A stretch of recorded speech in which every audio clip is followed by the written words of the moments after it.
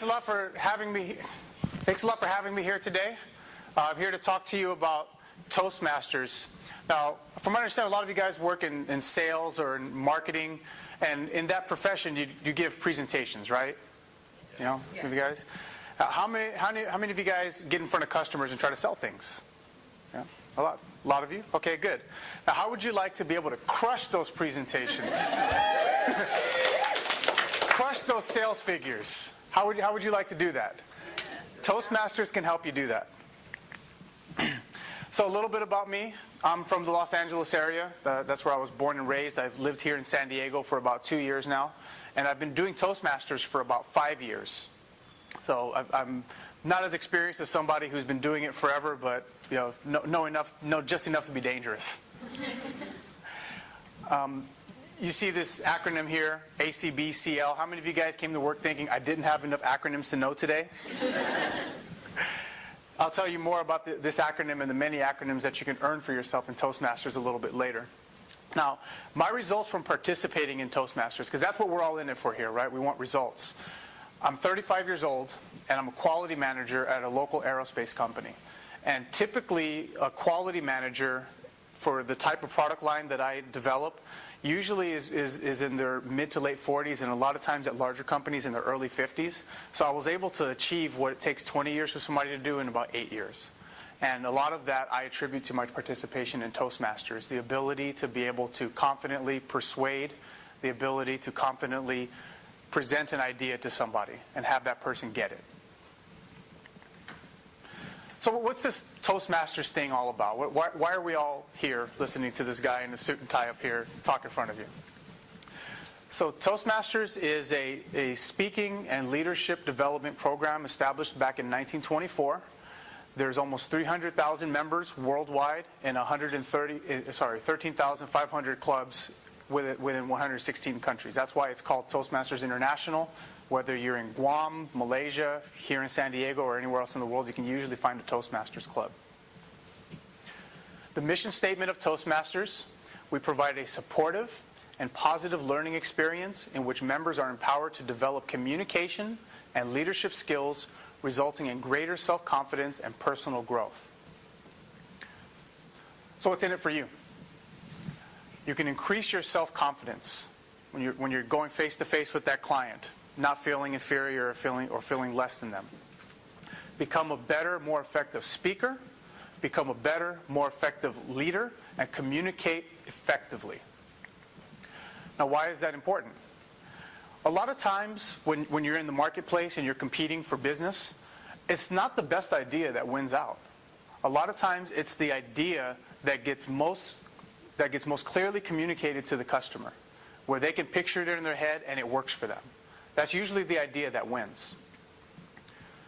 The other benefit that you get is improved leadership skills. You'll become more punctual participating in Toastmasters. You'll be able to multitask and take on more roles, both in Toastmasters and also here professionally at the office. Effective meetings.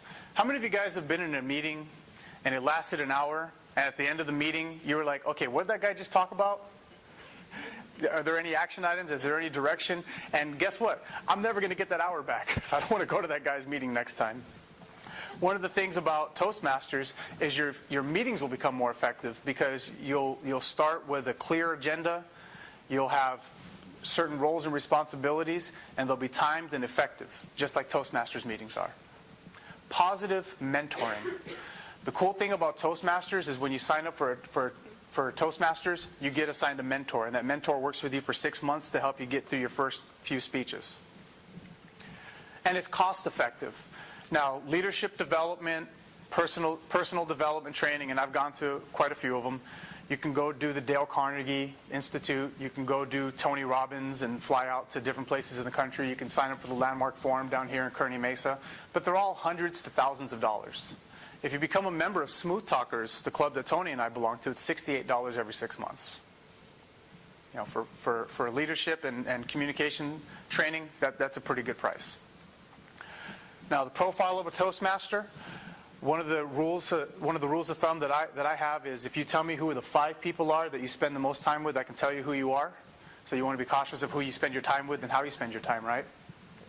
The profile of a Toastmaster is pretty evenly split gender-wise. Average income, 50 to 75K. 30% of Toastmasters make $100,000 and up. And 74% have bachelor's degrees. So you're with a good pedigree of people when you participate in Toastmasters. So the Toastmasters education is a two-tier concurrent style of education. We have a communication track, and all those acronyms after that word there. And then we have a leadership track where you develop your leadership skills. Communication track. Everybody starts out at the bottom, and you get what we call a competent communicator manual. Now, the competent communication manual has 10 speeches, and the speeches vary, and what it's basically doing is getting you comfortable to be on the stage to present, and then after that it builds on that comfort with different skills to try to help you get your point across.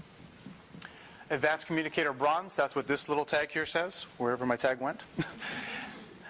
The Advanced Communicator Bronze, that means you've done 20 speeches. So you've done 10 speeches for the Competent Communicator Manual, and you've done 10 speeches, 5 in 2 different specialty manuals. So the 2 that I did to get my Advanced Communicator Bronze was the Humorous Speaking Manual and the Entertaining Speakers Manual. And tell me, are you not entertained?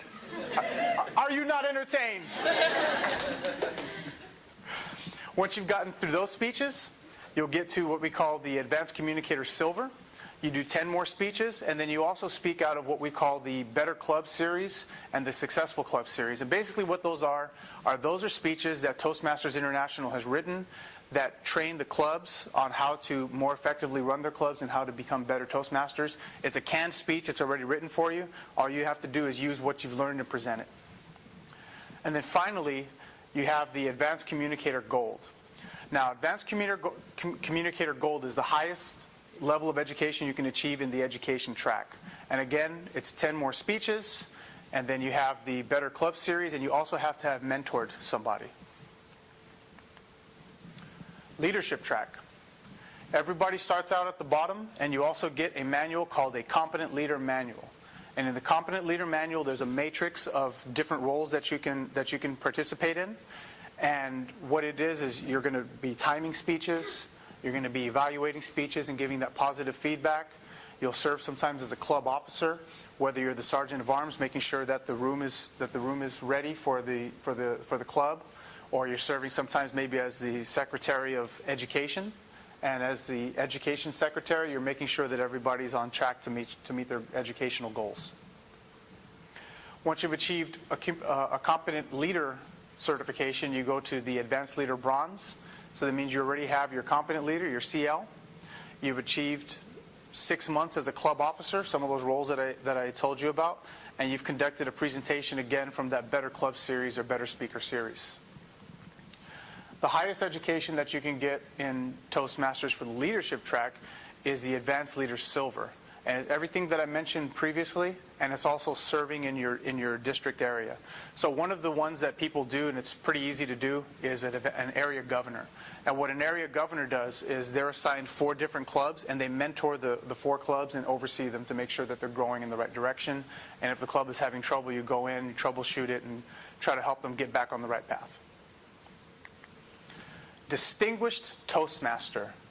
That's the highest honor that you can get in Toastmasters International. If anybody here took Taekwondo as a child, you're the black belt, and this is the equivalent of a black belt in Taekwondo. It's the black belt of Toastmasters. The Distinguished Toastmaster has achieved both the Advanced Communicator Gold and the Advanced Leader Silver. How many of you guys came to work thinking, I didn't see enough flowcharts today? Okay, if you didn't see enough flowcharts, I got one more for you here. Again, as a new member, you start concurrently. Here's your speaking track, and here's your leadership track, and at the end you become a shiny new DTM. And again, the education is self-paced. You don't have to aspire to become a DTM.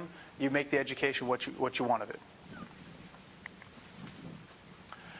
So we're going to get into the Competent Communicator Manual because this is where everybody starts at. But more importantly, because I've completed this Competent Communicator Manual, I can actually share with you my experience doing so.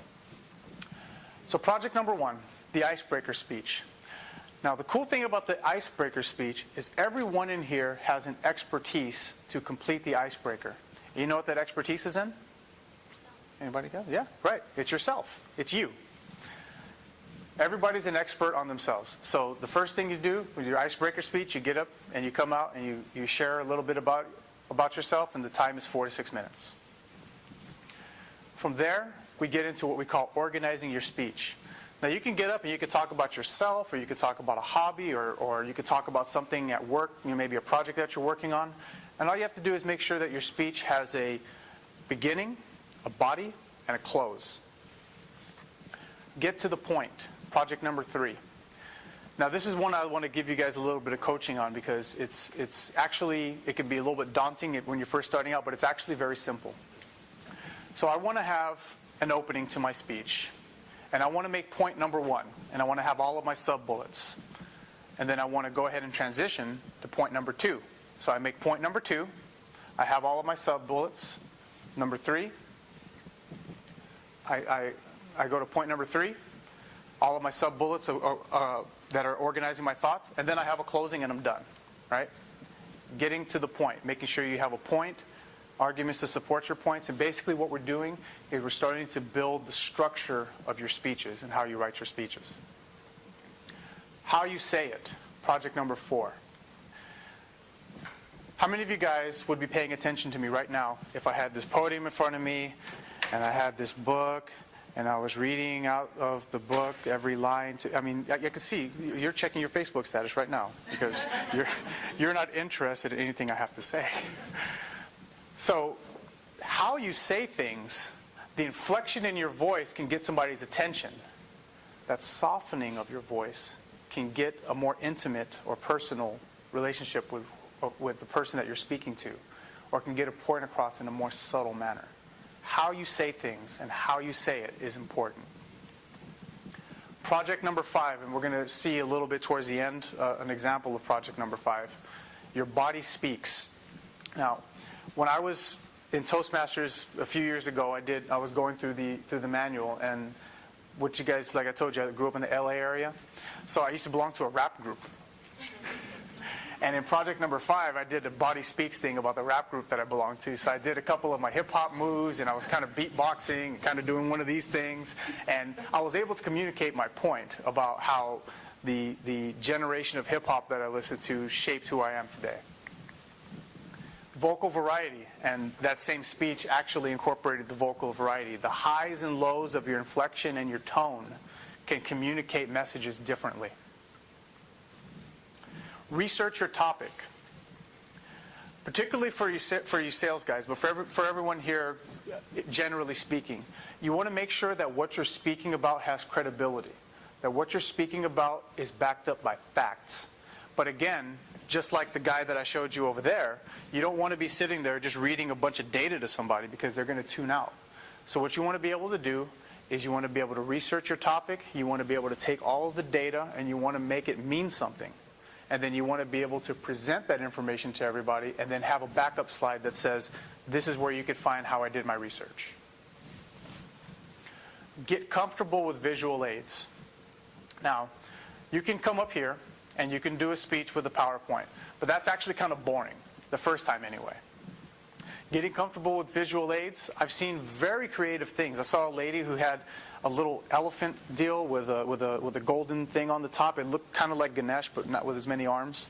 And she told a whole story about her family lineage just behind that one little object. And it was really cool. I've seen people come up and just give out food. If you want to win the best speaker ribbon, just give people food, and you will win. But that's a visual aid. It's also very tasty, depending on what you're handing out. Persuade with power. Project number 9. What you want to be able to do is you want to be able to state a position. You want to be able to state your point. And you want to be able to move that person to your point of view.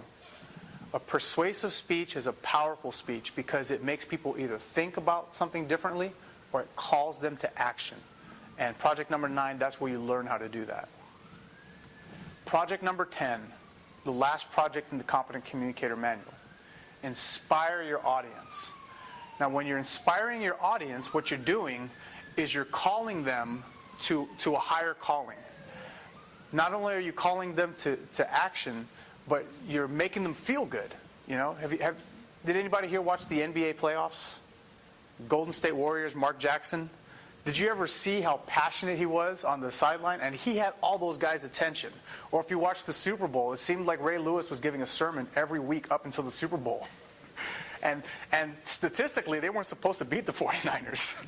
But it's that inspiration, that driving the willpower. I'm sorry, somebody here a Niners fan? Are you going to ask me to leave now? But on paper, the Niners were supposed to win, right?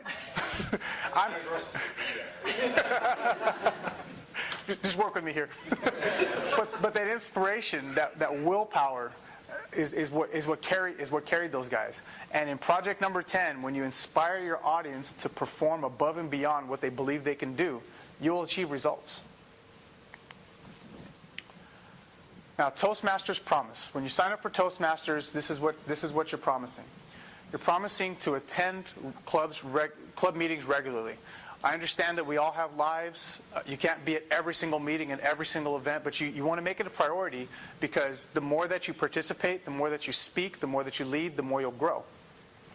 You want to prepare speeches to the best of your ability. You don't want to just show up and talk about something at random. You want to make sure that you actually have a well thought out speech. Eventually, you won't have to write them. It'll get to a point where you can actually speak without writing. You almost kind of like become Jay-Z. You know, he doesn't write his lyrics. You want to willingly prepare and fulfill all meeting assignments. If you have a role, you want to make sure that you perform that role to the best of your ability, because that's how you grow your leadership skills. You want to have fellow members, you want to provide the fellow members with helpful and constructive evaluations. So if I came up to you after you did your speech and I told you, hey, you know what, that was terrible. I don't know why you're even up here. Would you want to come back? No. But if I pointed out the things that I thought you did well, and then I pointed out the things that you could improve, and I invited you to come back up and try it again based on the feedback that I gave you, would you be more inclined to come up and speak in front of people? Of course you would. So we want to make sure that our feedback is constructive and positive. We don't want to cut people down. We want to build people up. You want to help maintain a positive and friendly environment necessary for growth, just like I spoke about earlier. And you want to willingly serve your club as an officer when called upon to do so. Serving as a club officer takes a little bit more of your time, but not much more. But you will grow from it from a leadership standpoint, and it's really good for you. You want to treat your fellow club members with the dignity and respect and courtesy that you would expect of them.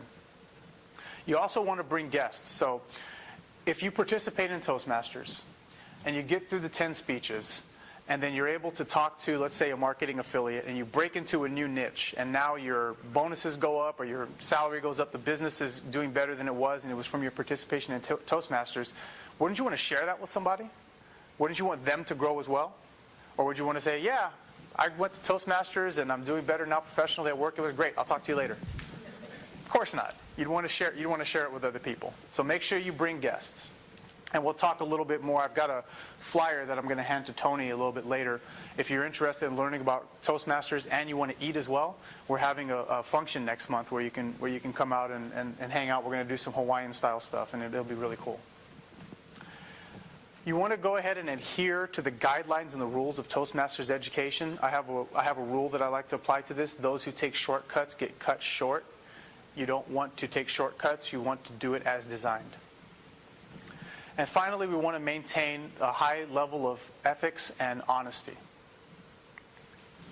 Now, when you make these promises, it's not just to do it. You want to have an expected result. You want to have an anticipated result. See, if you adhere to the promises of Toastmasters, Toastmasters will deliver to you time management skills and exercise and punctuality. You want to talk about having really effective meetings, having action items that actually mean something, Toastmasters will help you drive that. Attention to detail, creativity, and self-exploration. It's not just about speaking about things that are at work. You can also speak about things in your personal life.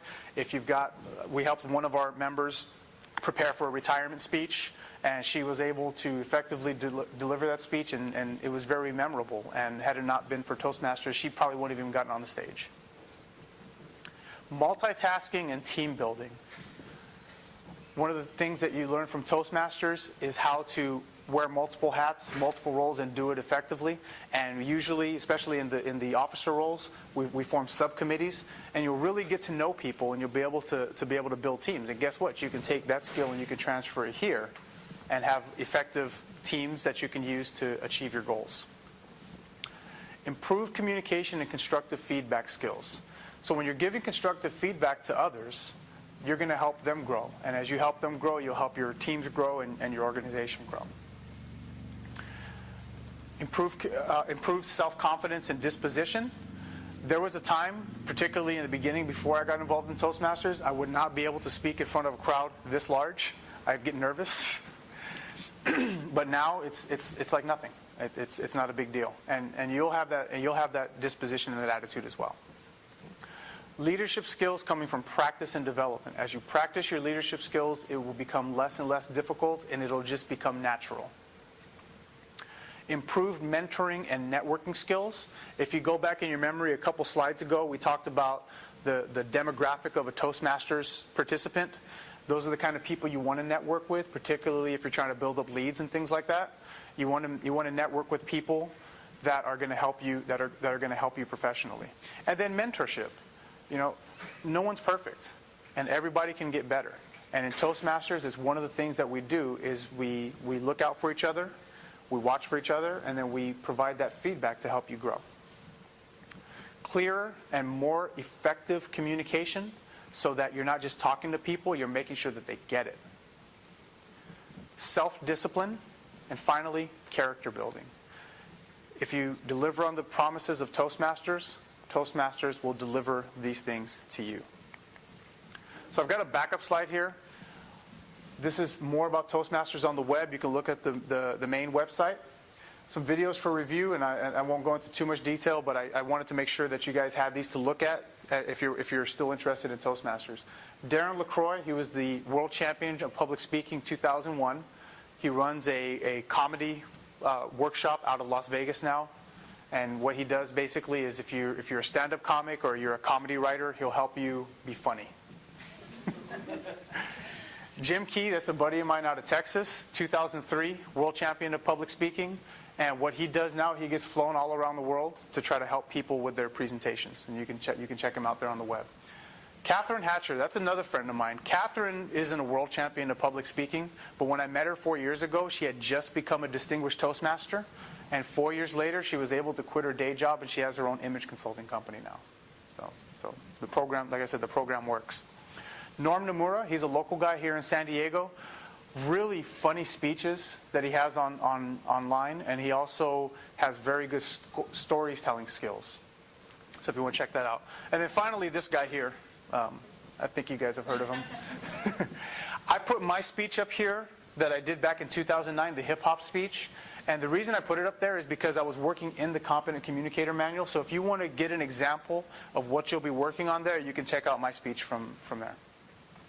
That's the end of my presentation.